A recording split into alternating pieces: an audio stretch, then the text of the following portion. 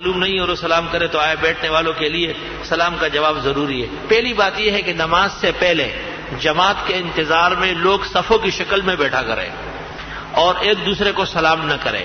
इस दौरान अगर कोई आया और उसने कहा अस्सलाम वालेकुम, तो जो लोग सफ़ों के अंदर बैठे हुए हैं यसअहुम अल्ला युजीबू, उनको इजाजत है कि वो जवाब न दे, ताकि उस शख्स को अपनी गलती मालूम हो जाए। नमाज की सफ में औरत खड़ी हो जाए तो किन मर्दों की नमाज, 27 आदमियों की नमाज फासिद होगी। लेकिन ये तब जबकि इमाम नियत कर चुका हो, और अगर इमाम ने औरत की शिरकत की नियत नहीं की है तो औरत की नमाज शुरू ही नहीं हुई, वो ही गलत है।